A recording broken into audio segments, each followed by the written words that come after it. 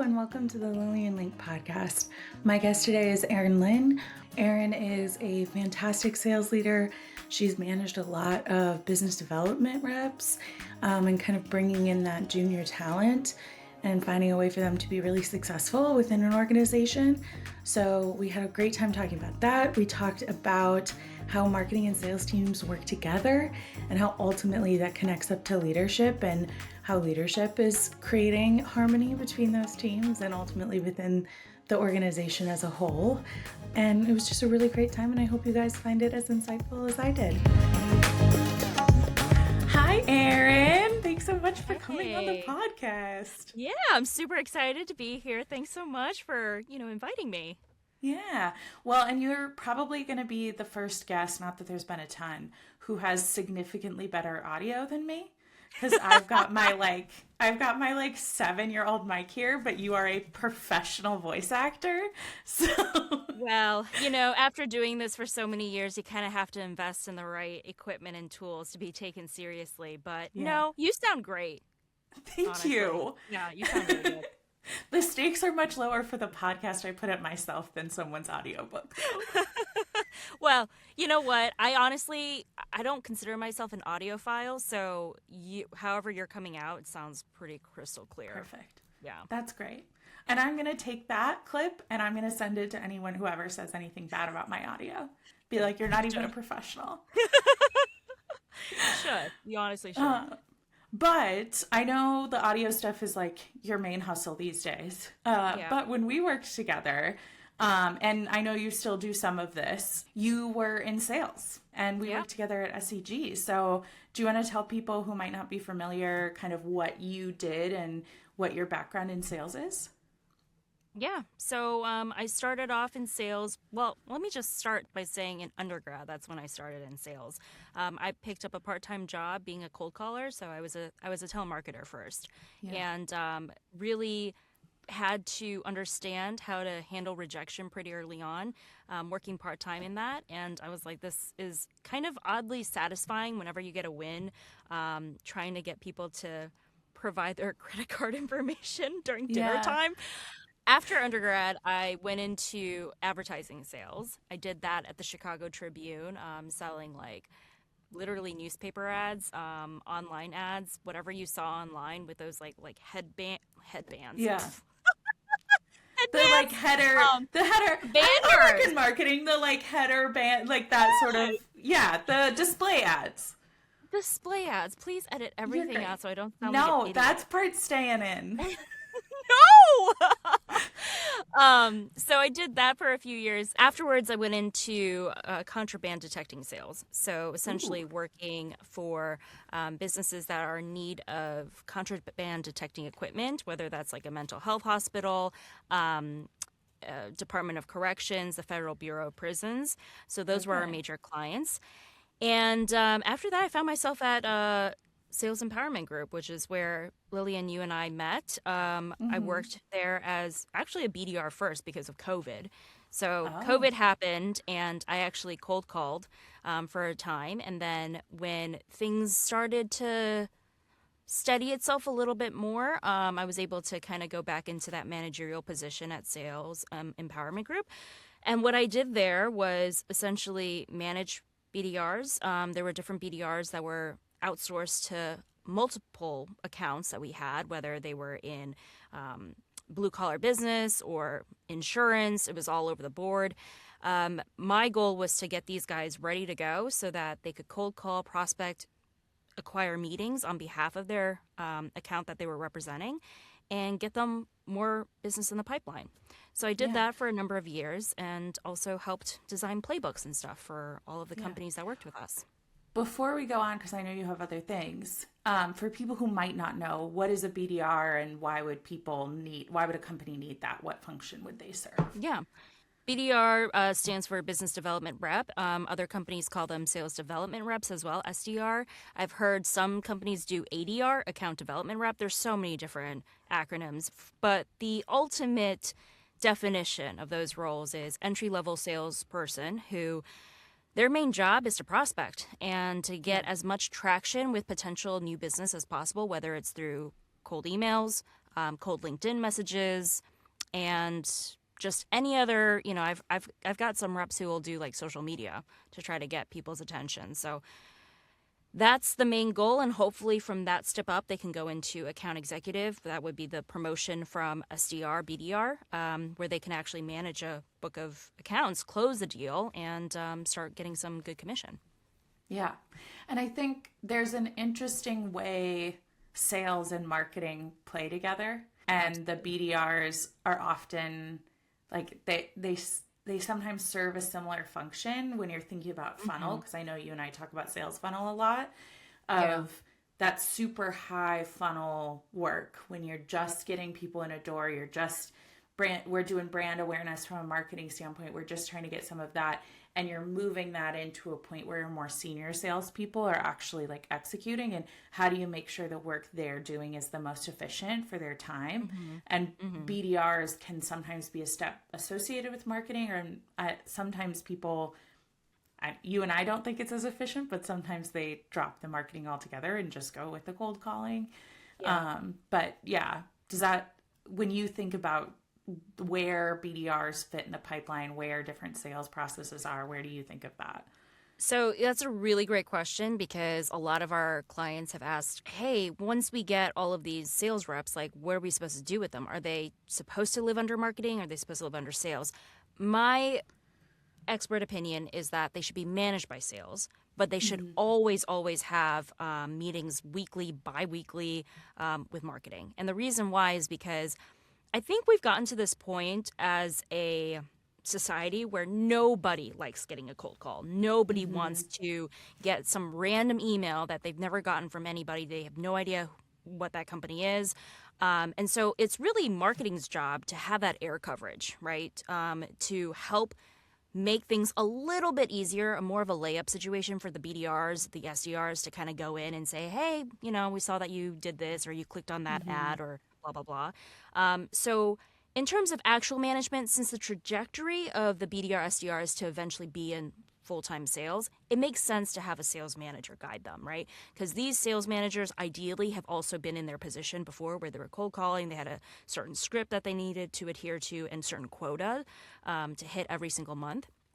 And the most successful teams I've seen are the ones that do exactly that. And then every week they have really close relationships with marketing where they're like, hey, what's marketing doing? What's the campaign? How can we best support you guys with whatever ad you're doing? And I think a lot of times when I see that much of a built out sales structure, and they do have BDRs and they do have all that stuff, my expertise tends to be more in B2B. I've done all kinds of marketing, but B2B models where it is leaning on sales, and they're not necessarily like an e-commerce model, you're not necessarily going to need BDRs for. But when you have this B2B situation where it does need to be through a salesperson, in my experience, you gotta have a good relationship from a marketing standpoint with your salespeople, and especially the people who are going to be that have the most advantage by doing the cold outreach and emails. Like, who does that need to be, marketing or sales, or how do we pair that together so that we're doing a lot of, I've done a lot of sales enablement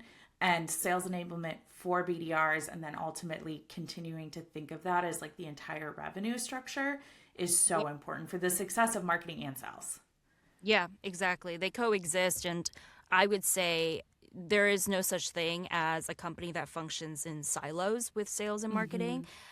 They have to be cohesive. They got to be like peanut butter and jelly, always in tune with what the other department is doing, because whatever marketing is doing, the sales team has to be aware of and supporting in some way. Yep. Whatever the sales team is doing, the marketing team needs to be aware of, and knowing, okay, what is our next campaign going to be to kind of help bolster that, that aspect that they're trying to achieve. Friend who was my boss at one point, his name's Ed Smelzer, so shout out Ed.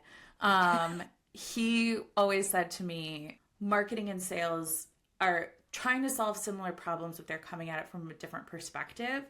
A marketing person really wants to make their work perfect. They want to take the time. They want to go through the vetting process. They need to be really careful about what claims are we making. Often they need to go through, like, and I've done in healthcare stuff before, like you need to go through legal, you need to make sure you're aligned with HIPAA. Like, there's a million things that the marketing person wants to have happen before the stuff goes out. And a Yeah. salesperson is on a phone right now with someone who has a problem, and marketing Right. is telling them they won't have it for a month, but you should be grateful they're turning it around that fast. That's pretty accurate, actually. I really like that picture. Yeah, both are important. Like marketing and sales in the best organizations, they're all aware that they're on the same side. And in the worst organizations, marketing is pissed because sales is always going around them and doing things that they're not supposed to do. And Yeah. sales, I don't know what their problem is. Marketers are perfect. Yeah. I mean, I could list a million things that marketers say about salespeople and salespeople say about marketers that are Yeah. Well, just, and from the sales perspective, like what are the frustrations that you see with salespeople with marketing? oh, number one, hands down, would be these leads are garbage. Like, we just Yeah. got a bunch of leads that marketing said were golden, and no one is either answering our emails or picking up the phone. So this campaign sucks and it's a waste of our time. That's Yeah. probably the number one. Yeah. Which the other side of that ends up being, well, you didn't tell. I spent hours talking to you about what you wanted, and then I delivered what you wanted, and then you stopped calling them. Why did you stop calling them? And they're like, because they Because were it doesn't trash. And I'm work. like, well, you didn't tell me they were trash. Yeah. Like, just Yeah. a classic fight.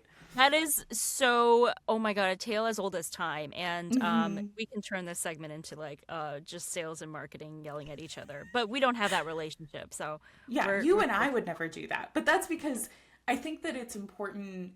Something that was so valuable to me when I was first starting in my career, because I was always in house, was realizing that my success as a marketer in a B2B situation lived and died with sales. Mm, I could spend all day long making the perfect little plan and doing all the little research and writing something that I thought would be helpful and then delivering it to the yeah. salespeople. A lot of places where I've been really successful, because their sales is so often used to marketing, sitting in our bubble and just sending them things, which Hmm. this is to say, like, this is like a narrow problem. I know lots of people who don't do this, but the most valuable thing is building trust. For me, was building trust with my salespeople, that I wanted them to succeed. And I Yeah. knew that what they did was important, because marketing people can be so dismissive of sales. And the sales team seeing me as a resource rather than the nanny trying to come in and keep them from being Right. cowboys. Right. Yeah. And, I think what's more important too is having leadership that understands both sides because it's like you can't like you're going to battle, you've got your allies with you, and you've got to Mm-hmm. have generals on both sides of these parties that understand like, hey, this is how they're helping us, and making sure that your troops understand that. I think Mm-hmm. coming from an advertising sales background first, I had to work really closely with our design team, and they Yeah. were closely tied to marketing. And so I guess because of that, I had one foot in that door because whenever I had a client who was like, this is the copy I want, this is the la la la, like I had to work Mm-hmm. very closely with our brand and design team to make that happen. And so Mm-hmm. my sales beginnings really started with seeing that happen and like Yeah. like the marriage between marketing and sales coming together. And so with every job that I had after, I was like, why wouldn't marketing and Yeah. sales be hand in hand? That doesn't make any sense. Which is Yeah. crazy because I've seen so many organizations where it's like, I have no idea what marketing's doing. I'm just gonna cold Yeah. call. And marketing going, I built my little machine that should work, and I'm not hearing anything different, so it must work. And I Yeah. think that's something that's true both for in-house teams and for agencies. Like, working with a marketing agency, working as a consultant, like, there's almost always another layer of barrier between me and a salesperson when I'm working with a company. Hmm. Of, I'm talking to their marketing person, that's our main point of contact, that's my main point of contact, but always reinforcing with them of like, at the end of the day, my success and failure isn't going to be defined by how many leads there are. It's going to be defined by how much revenue gets closed. Yeah. So if what Everyone's I'm goal is the doing, same at the end of yeah, the day. and Yeah. marketing needs, like, yes, I should be held to the standard of how many leads am I delivering, because if the salespeople are not calling them, then that's like not, that's a failure point that I'm not able to contribute to or have that conversation around. But if the leads I'm delivering are terrible, like I tell salespeople all the time, I'd rather deliver you 10 leads that lead to 5 sales than 100 leads that that lead to 10 sales, because you're going to have to make 100 phone calls. Yeah. Yeah. This is why I think it's such a struggle to get these departments working together, because something you just said there about like, I'd rather give you like 10 leads, 10 really solid leads. Then that's great. I want those 10 solid leads where half of them are going to turn into sales. But then what ends up happening is you'll have teams sometimes where the BDR team is designed around volume. And they're like, we need way more than that. Like, you got to give us like. So I think that's also a point of contention where leadership needs to come back together. It always goes back to leadership, because like at the end of the day, your sales reps, your marketers, they're going to just do what they're supposed to do. But for leadership to identify like, oh, okay, like we're a volume-based BDR, system, so I need to talk to marketing. How can we get more? And maybe the answer is like, we really can. And then maybe, okay, we got to change the way our BDRs are focusing on our quantity versus quality and really spin it so it's more quality centered. So and that doesn't happen until like you actually have people who can say, I got to talk to the head of marketing. To sort it out. Well, and I think that's exactly your point of like, we need more volume than 10 leads. Like, that's a model that I use when there aren't BDRs and we're just working with more senior salespeople. So our marketing is intended to do more of that vetting, where when you have BDRs, it's like, okay, we're only delivering 10 leads. You would rather have that 100 and get the 10 sales. Like, let's change the way we're talking about this. Let's change the way we're working on this. Do we need more marketing budget? Like, should we be running broader ads? Should we be like, let's be less tight on our audience? Yeah. But again, that's why the teams have to work together, because I'm going to give you worse leads. Like, I can't switch a button and get 100 of the same quality of leads. Like, that would be, of course we want that. Like, of course that's what I want. Yeah. So that's why we need to go, okay, what are the expectations? What are you doing? What are we doing? And if the volume of marketing leads is going to cap at a certain amount and that's not the volume that the BDR team needs, how can marketing help support the BDRs and other efforts that they have? How can we help?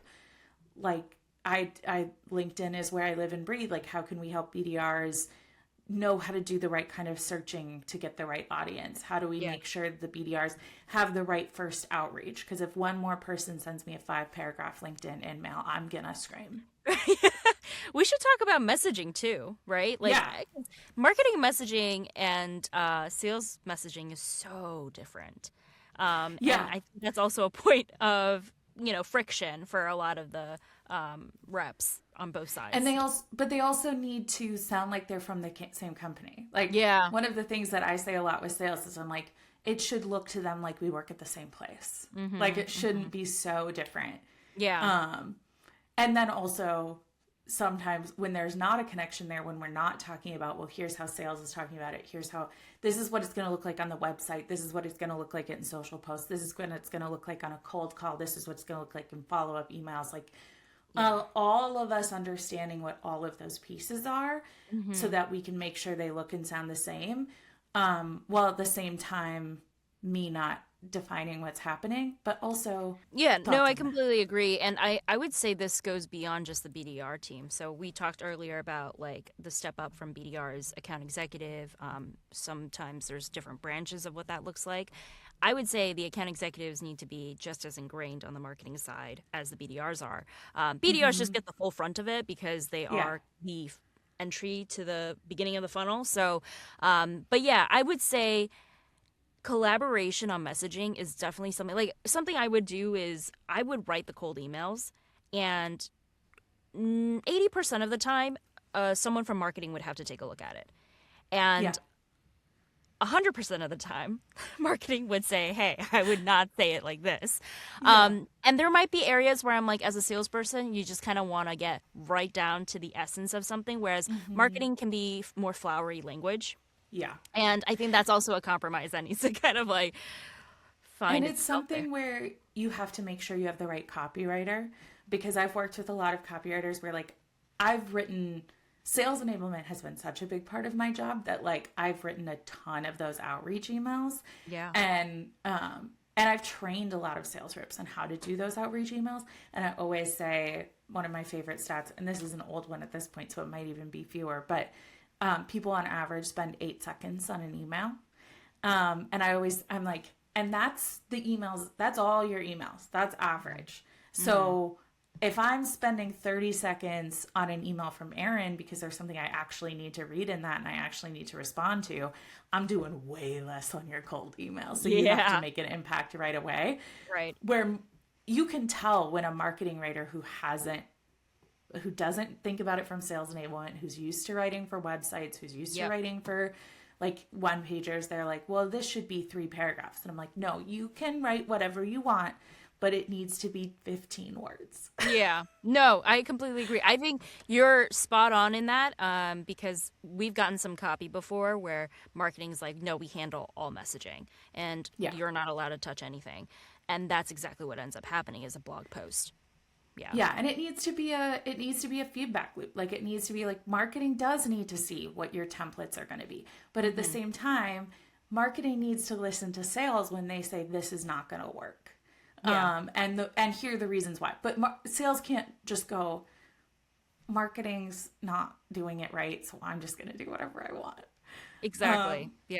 And my favorite example of why I always keep all of my every time there's an ongoing messaging, I'm like, you got to talk to marketing about it. If you're posting on social media, you need rules from your marketing team on what that looks like. Because, and again, a few times I've worked in healthcare, so the rules around that get even more careful. But we had a sales rep, this was right before I started at the company, and he and I are actually still in touch. So if he sees this, it's not a criticism, I adore you, it's just a difference. But that he'd post I came in and they had stopped all the reps, like nobody was allowed to post on LinkedIn anymore. And I was like, why? And they're like, because someone posted it was the surgical brushes, like cleaning stuff. Our brushes save lives. And it's like, that's a claim, babe. You can't. Oh no. It's a claim over a medical product. You are making a claim. Unless we can prove that, we're not allowed to say that. And so then the solution becomes don't say anything. And it has to be somewhere between those things. Yeah. I think it's good to have a lesson on like, I don't know, when you first like, especially with the roar in social media, that sales needs to get a sit down from marketing. Like, okay, this is how we present ourselves to the public and this is how we're allowed to talk about it and the do's and don'ts. I think with the rush of technology these days, it's just one of those things that just gets like pushed to the wayside. We don't have time to address all the changing things, how people are going to post on TikTok, how people are going to like talk about the company in a reel, how employees are going to present themselves on social media when it's not even meant to be a business account, right? Yeah. Like I think those are things that it's gone so fast and it's moved so quickly that companies are still trying to like get a hold of like, oh, like we don't know how to like address this properly between departments. Yeah. And I think when you start talking about that stuff, depending on the size of the organization, you might also need HR, you might also need legal, you might also need, and they're going to be like, well, we're going to tie your hands further and further until the answer is you can't talk to anyone about anything. And I'm like, okay, do you want a company though? Yeah, companies need money. Yeah. And we need presence. We need social online presence. And so it's a challenge. It's a juggling act. And I say this time and time again, mainly because I spent so much of my time in sales as a sales leader and sales manager. But a lot of the problems I see are not with the sales reps. It's not with the marketing people. That's not the problem. The problem is with leadership. And I will die on that hill because I feel like if you lead and you have someone who understands both camps and you're like, as a salesperson, these are my goals. I understand my colleague over on the marketing side. This is their goal. And try to, bridge that gap. Like your people will follow. But if you don't do that, then your people are just going to be like, oh my gosh, marketing always sends us garbage leads and, we're not even going to bother with these. And it just becomes this terribly toxic loop that continues and continues. So I put a lot of pressure on the sales leadership team and the marketing leadership team. Totally. And I think it ties into so many other things too. Like, my first experience with BDR, this is just going to turn into Lillian's story time, which is what I'm famous for. But my first experience with BDRs was my first job out of college. I was a technical writer for a software company. And I was sitting, because of the way the office was laid out, we as technical writers were like kind of a connecting tissue between marketing and sales, and like, you're not going to send the marketing person to go talk to the development engineer about the product. But I needed to know how everything in the product worked because I'm reading the user guide. So like, I was that connective tissue in some of those ways, but we had 5 or 6 BDRs. This was in a cubicle office that were right on the other side of my cubicle. And so I was listening to them make phone calls all day long. Oh, and good. wow, would they say things that aren't true? No one had reined them in at all. And so they were always like, anybody asked for anything, they were like, yeah, I mean, this we can does do that. this. We can absolutely do that. Because their goal, the way they got incentivized, is they needed to pass those leads on to senior salespeople, and the senior salespeople closed the business, and then it came back to the product team, and it's like, well, we solved that same problem, we just do it differently. So now we're creating this Frankenstein, which is, I mean, as much as sales and marketing need to talk to each other, product needs to talk to them, and everybody has to have an understanding and respect for each other's areas of expertise. Yeah. Yeah. And oh my gosh, for you to bring in product now, because that's a whole nother can of worms. Like, I completely agree. The amount of times I've heard someone from the customer success side or account management where they're like, we can't do this. Why are we saying we can do this?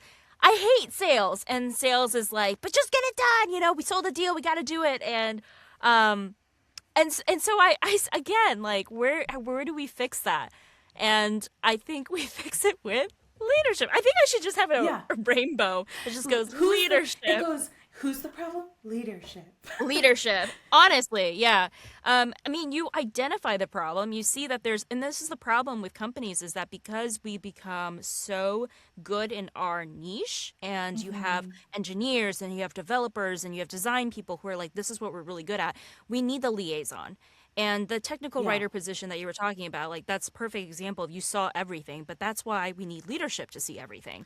And we need them to kind of get to the point of it and figure out And that's the why solution. you don't want the 22-year-old who's learning how to be in an office for the first time and doing copywriting for like release notes for a product to be the one noticing the problem. Like, it has to be more than that. And I think your point of like, it needs to be leaders, but I think it needs to be, again, everybody needs to respect each other. Cause like the number of times as CS, I was like, they sold you a timeline that doesn't exist. Like, they told you we were going to do this in 90 days and I'm going to know what's going on 90 days from now, but it's not going to be built. It's not going to be done. Right. So I think, the thing I would always say with those BDRs is, they were selling a unicorn. We had a really good horse.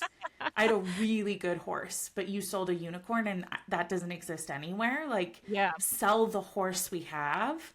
Right. But at the same time, product needs to be listening of like, listen, I get it. You've got a good thing, but we've all worked with people where the product we could sell 10 times as much if the product was this much different. Right. Or solved it in this way, or if we could do this. Yeah. And there needs to be collaboration in that way as well. Mm-hmm. Yeah. A feedback of like, oh, this is what the customers are looking for, potential customers, right? Mm-hmm. And I think we figured out all of capitalism's problems in just like this short little conversation. It's all leadership. We just need to talk more with one another. I think we need to be best friends with everyone who we work with. To be nice. And whenever there's a problem, it can't roll downhill. It's got to go up.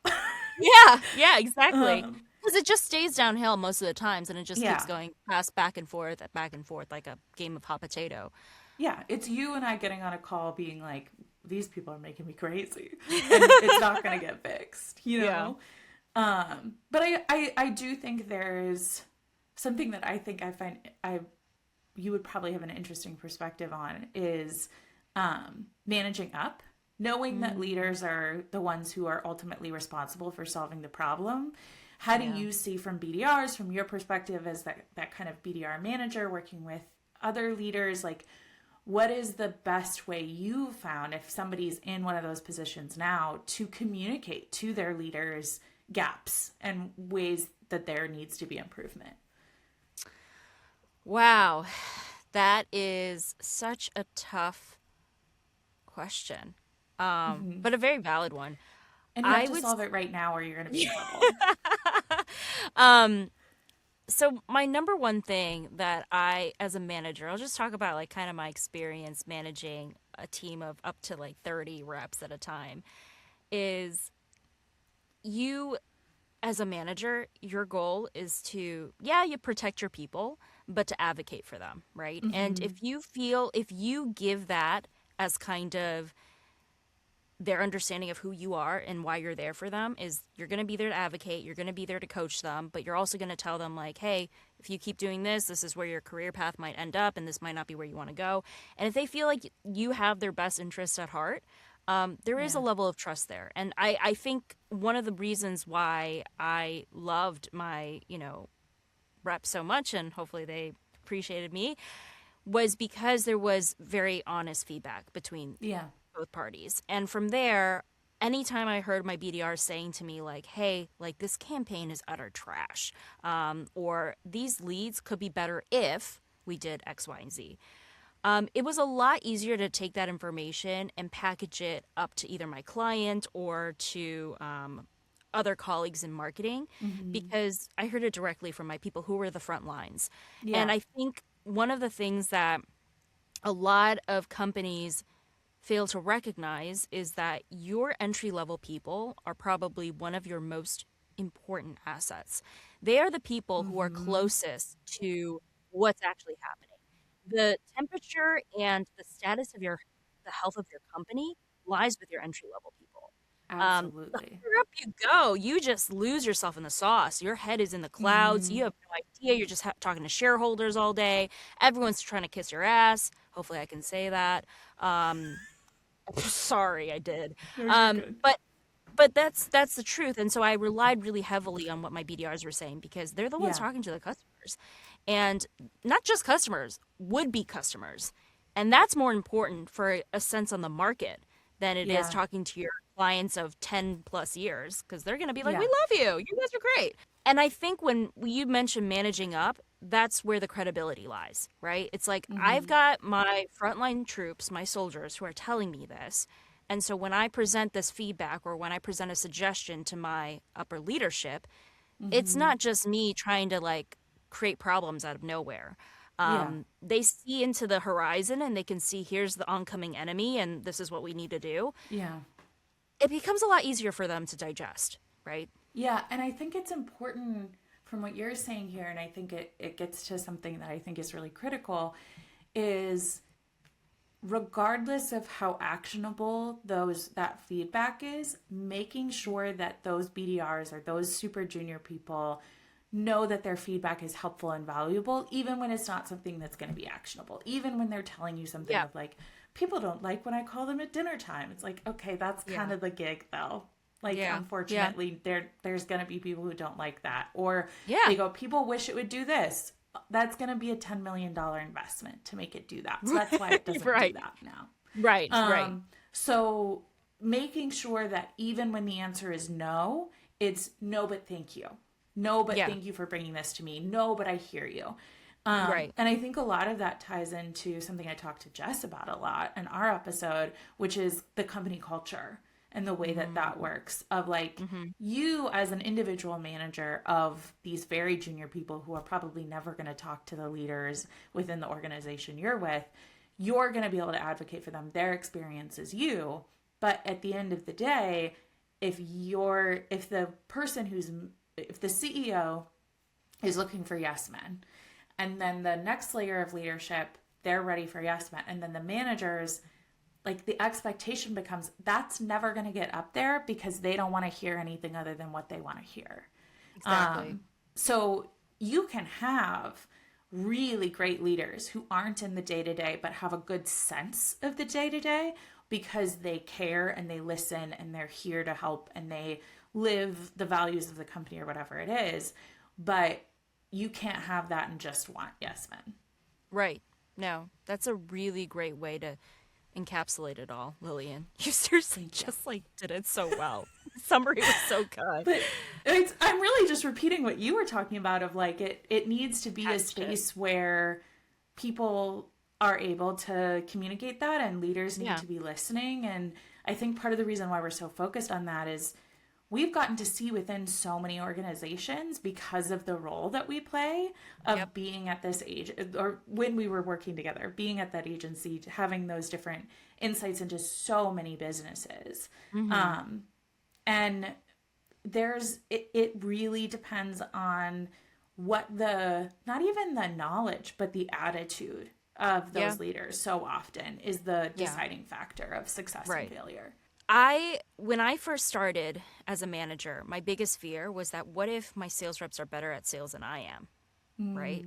Like that was my insecurity that I was like, and I remember, you know, I really like watching sports documentaries because I feel like sports documentaries and just like the life of an athlete, it really does coincide nicely with the life of a salesperson, and just kind of noticing that coaches aren't necessarily going to be better than Michael Jordan. They're not going to be better than the best, you know, baseball player. They're there because they have the vision. They can see certain things that a player themselves might not be able to see.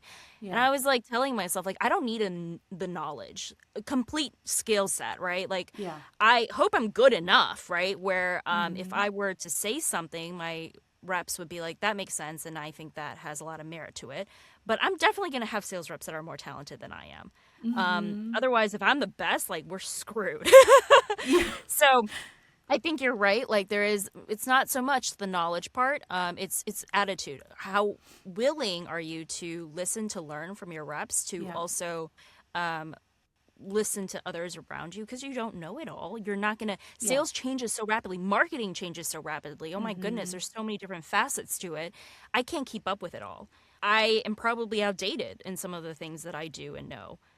And I need to learn from my juniors to figure out what the best way to go about something now.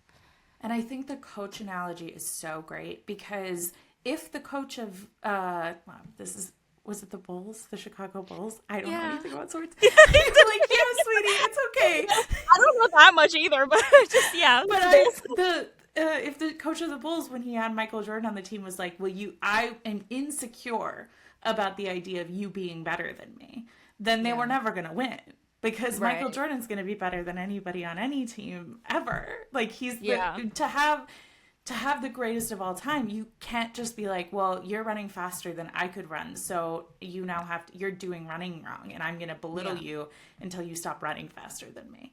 Right. And to close the loop on the managing up, because I feel like it encompasses so many things, I would say that if you're a VP, if you're a director, if you're kind of in middle management too, I would say this applies. You can only control so much, right? You can control you and the people that you're currently managing, and maybe the person that you directly report to, you can kind of help establish that relationship. But there's so much out of your control when it comes to managing up. And so the only thing that you can really do is allow yourself to be a manager where, and this is so rare, if someone were to ask your employee, right, do you have a good relationship with them? Do you trust your manager? I bet most people would say, I don't really trust my manager. Like, they're probably going to kick me under the bus the first moment they get, or they're going to just find a reason to write me up, you know? Because I feel like right now, especially with how tense everything is economically, it's every man for himself. So not a lot of people can actively say, I have a good relationship with my direct report, and I think they have my back. But if you can foster that, right, then I think the managing up part becomes a little smoother. And the kind of loyalty you get to the answer to, do you trust your boss, being yes, the way that organization is going to function, the way that, like, I think you and I both have a list of people in our head that we would never work with again, and people that we would work with again in a heartbeat. Right. And the further I get in my career, the faster that I'm putting people in those categories because I can tell right away. You know what I mean? I'm like, you are not here to support people. You are not here. You are here because you're looking out for number one, which some people need more. It's funny because some people need more of the lesson of you're great. You need to take care of yourself. You need to look out for yourself. And then other people need more of the, you are actually not a king. You're not the best person in the room. You shouldn't, if you're the smartest person in every room that you go into, either you're too dumb to know that you aren't, or you need to be getting in better rooms. Mm-hmm.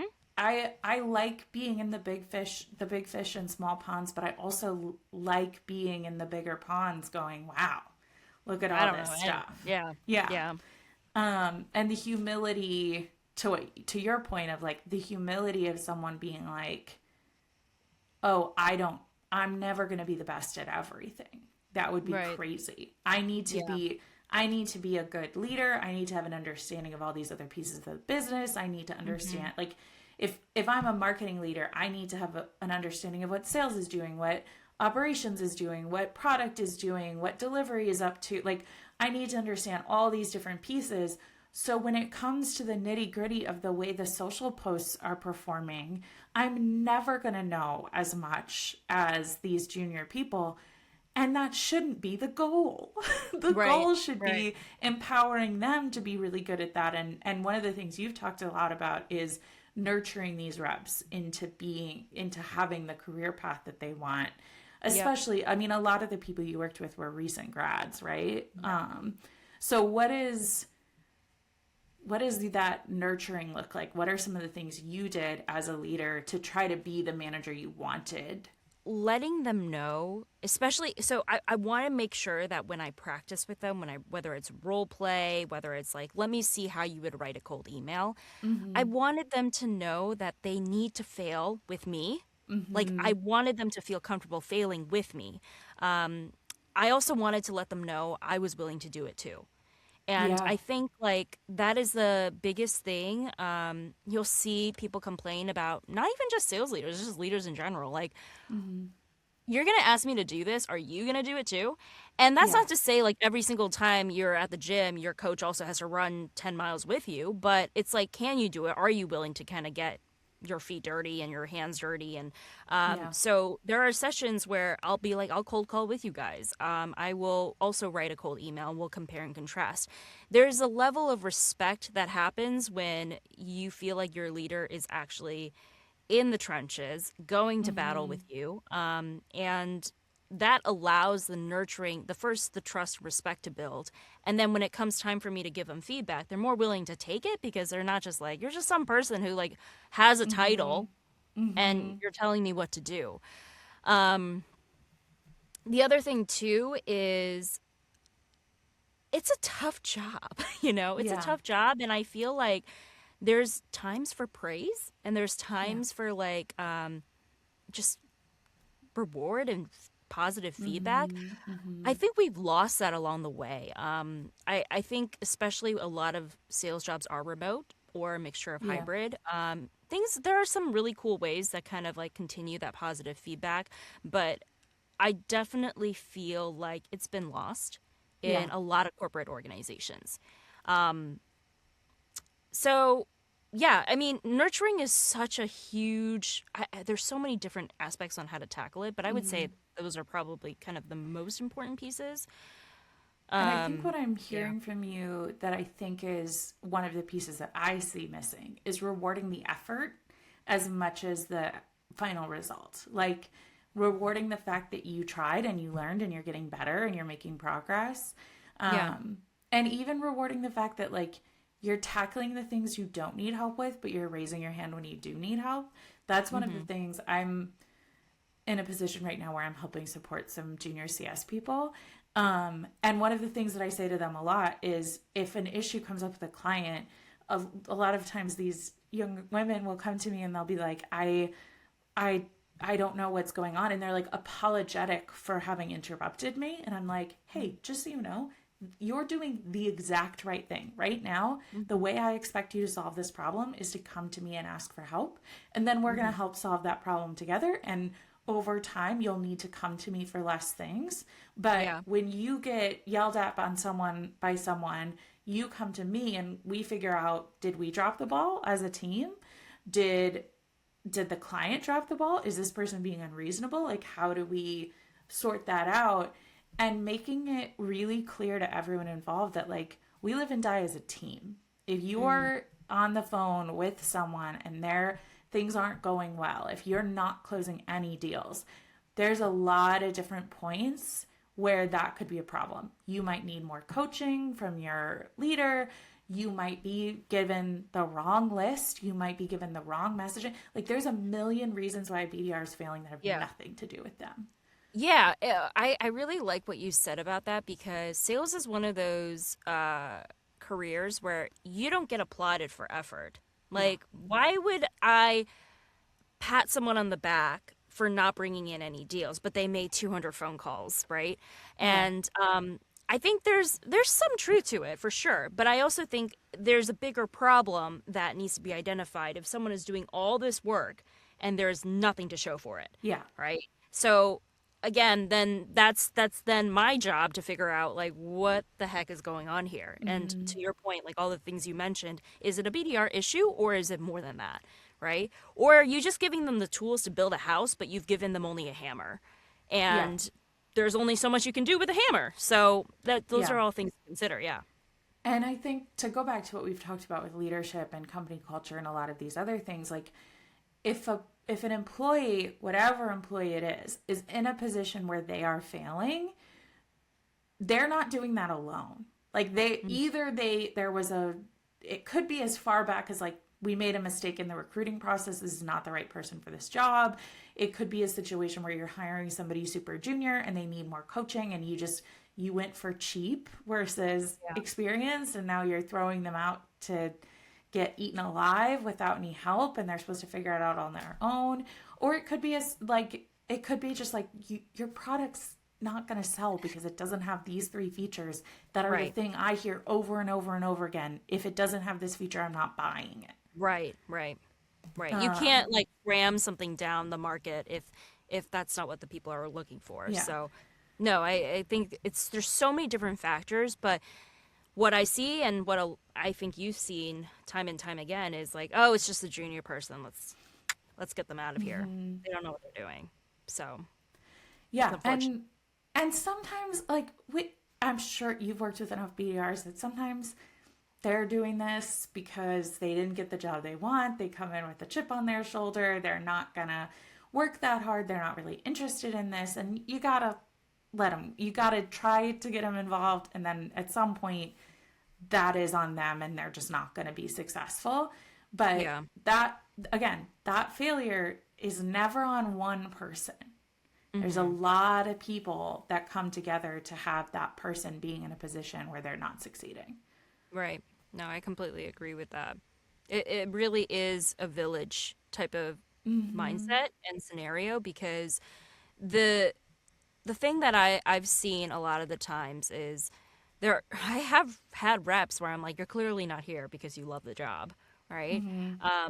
And I've had some really honest conversations with reps where I'm like, what is the thing that is motivating you? Because if I believe they're talented and I believe they can do the job, then maybe if I can understand their motivation, I can kind of, like, gear it towards, a more positive path, and then we can kind of stay the course.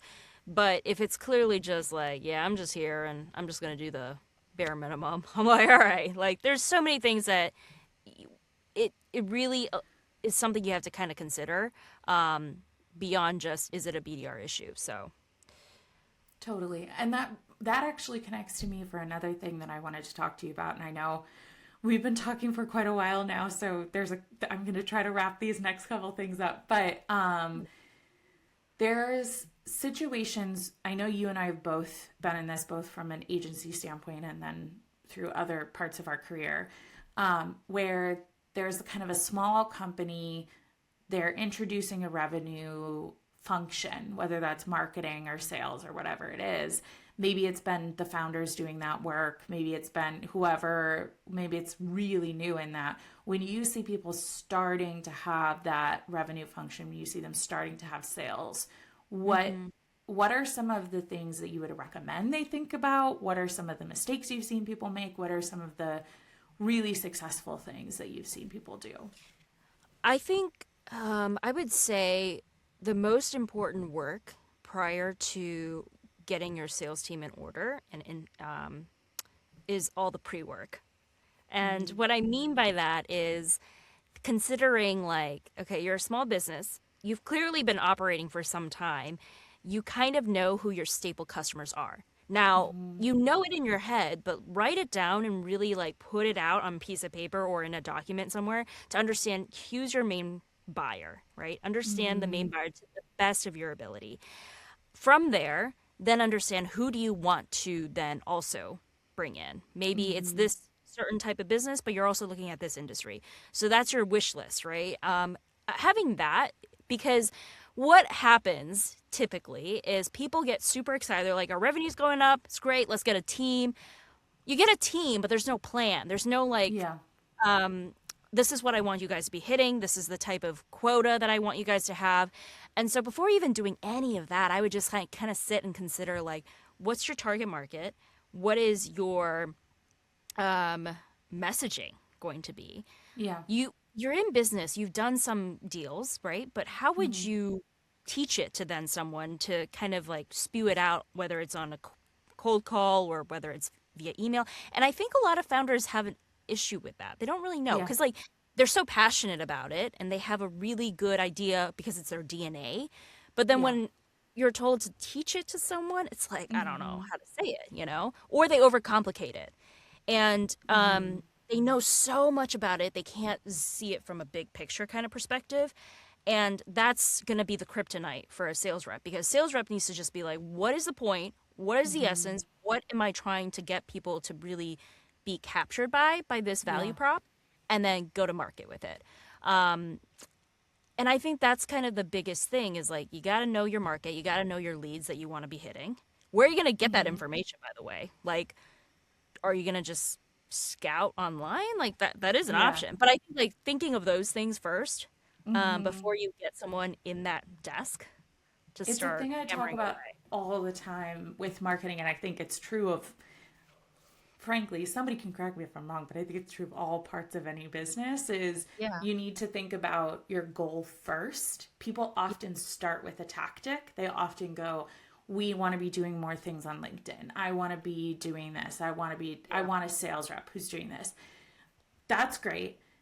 You either need someone with the experience that you have to build that, and you have to trust that person. You have to empower that person.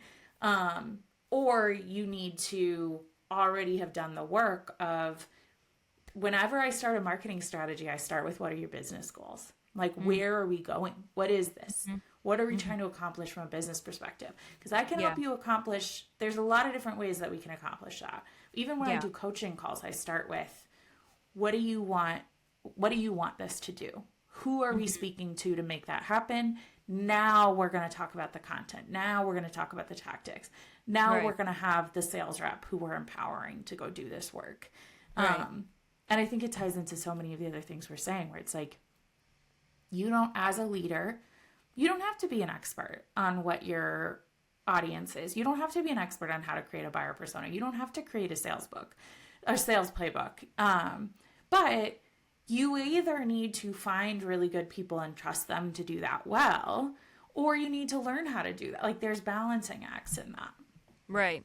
When to also kind of let go, especially if you're a small business, you're so used to doing everything. And to kind of be like, all right, I understand things are growing in a pace and in a way that might be a little bit out of my hands.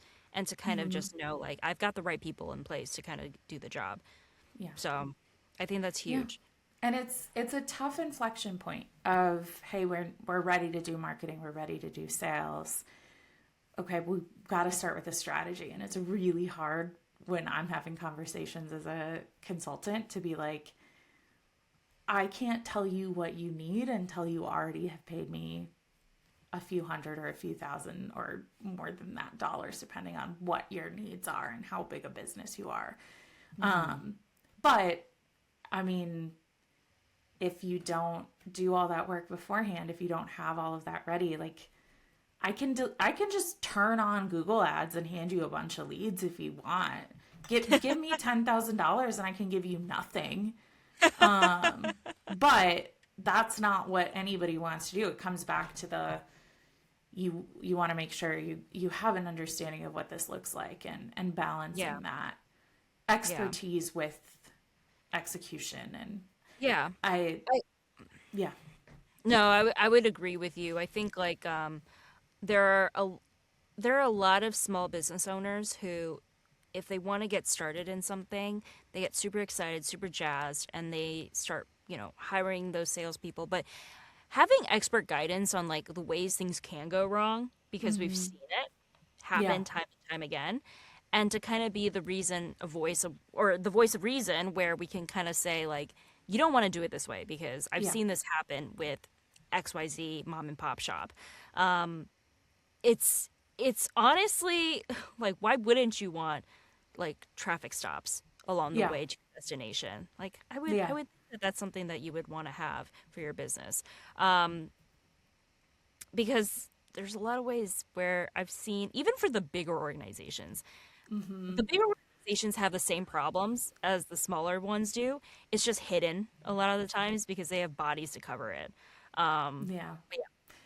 When this might be too tough of a question. If you are talking to somebody who they had a small to mid-sized business where they're starting to build out more of a sales function, when they're looking for that person to trust, when they're looking for someone like you who's going to be able to help build that out, or when they're looking to hire some of those other roles, obviously there's a lot of different salespeople with a lot of different perspectives. What are some of the things you would recommend they think about and look at for the people that they're hiring to make sure they're someone who should be trusted, who should be empowered in that way? Are you referencing like, what are some things to look for when hiring a sales rep, or what are things to look for when hiring a consultant or an expert? I think, like, when should they start with a consultant or expert? Do you think that they should be looking for a sales rep? Like, what are some of the different ways you could see that being successful?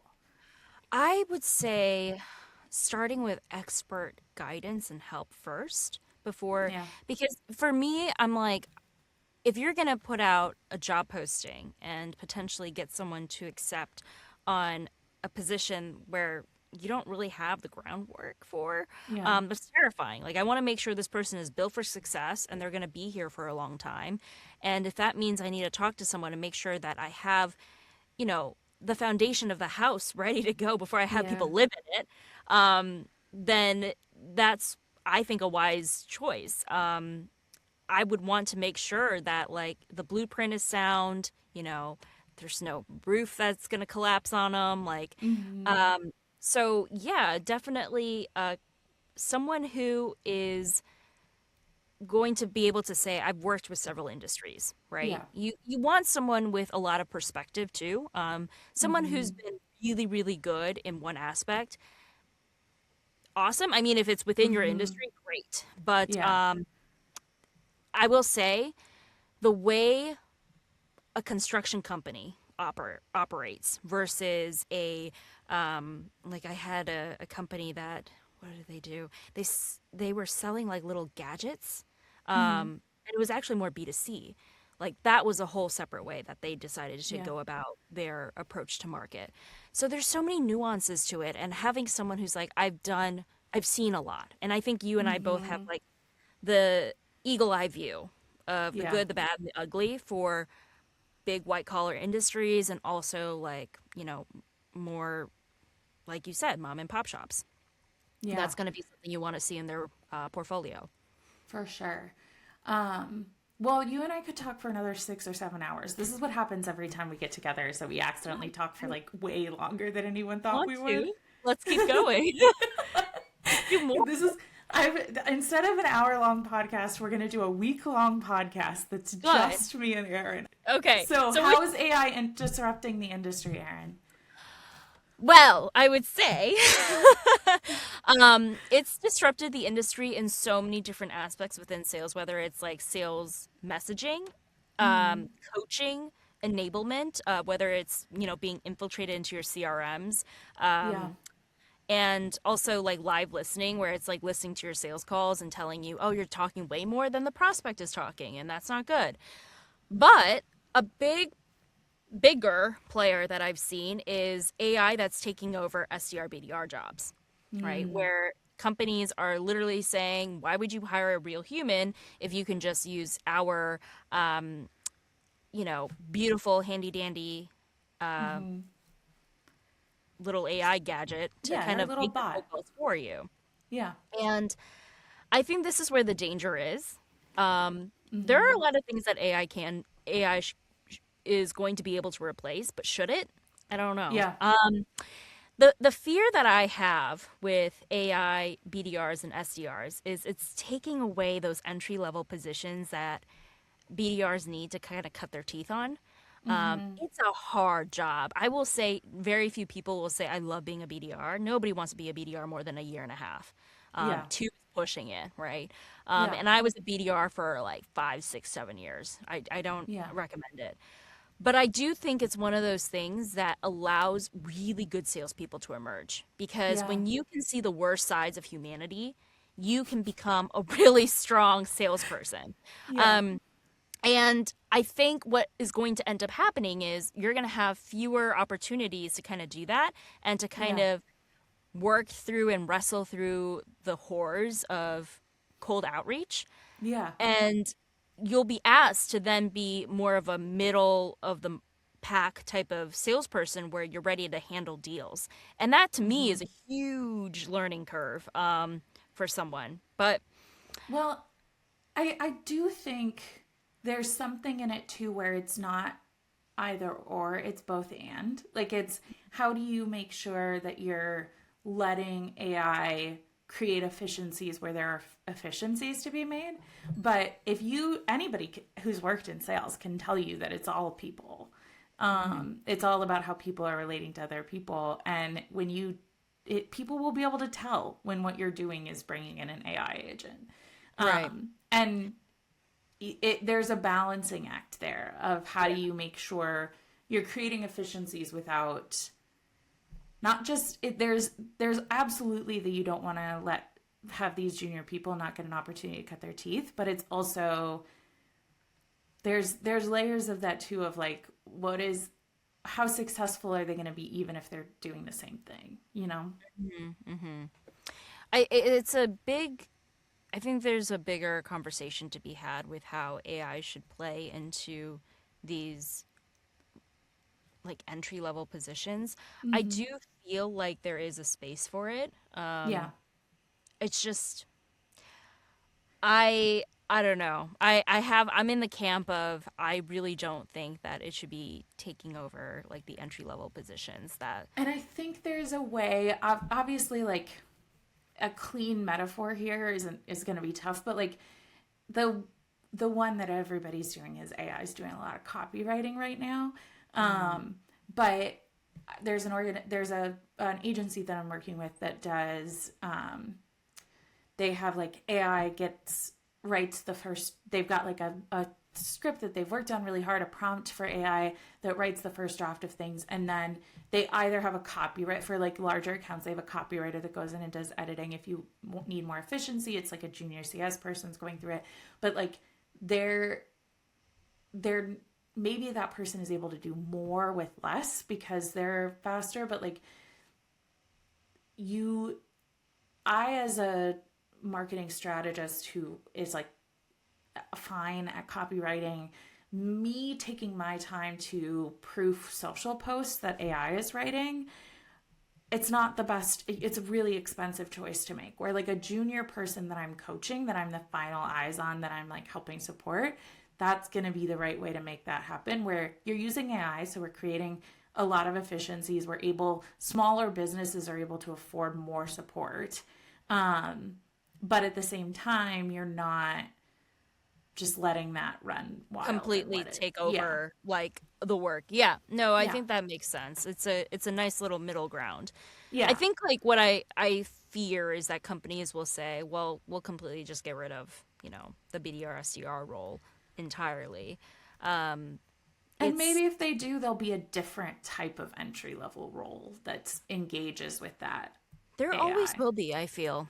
There Yeah. always will And be.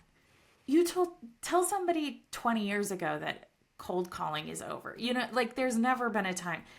The first time that that very first job that we talked about earlier of technical copywriting, I was told that in 5 years that's not even going to be a job. Well, that was over 10 years ago now. So there's still Yeah. people doing copyright. Like there's still Yeah.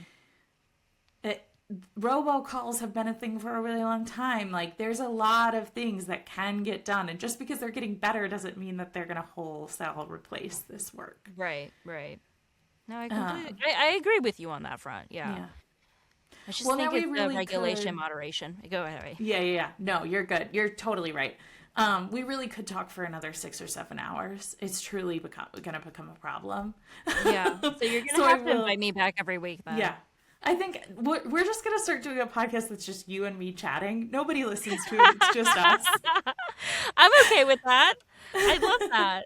As long as Um, you're okay with it, I'm just I joking. know. No, I say this all the time. This is an excuse to talk to some of my favorite people that I haven't gotten to talk to in a while. So I Love really, that. really appreciate you coming here. And I think people will really like your insights and be as excited to have listened to this as I was to get to chat with you about it. Um, I think anybody who's looking for sales advice should go to you because you're such a genius. So if there are people out there who need help, you guys should reach out to Erin. She's on LinkedIn. She's out here. Thank you again so much for being here I and for chatting really with me. appreciate it. Thank you so much. It's been a true honor and pleasure. Thanks for spending like more than an hour with me. I would spend several hours. I just don't know that people will listen to it.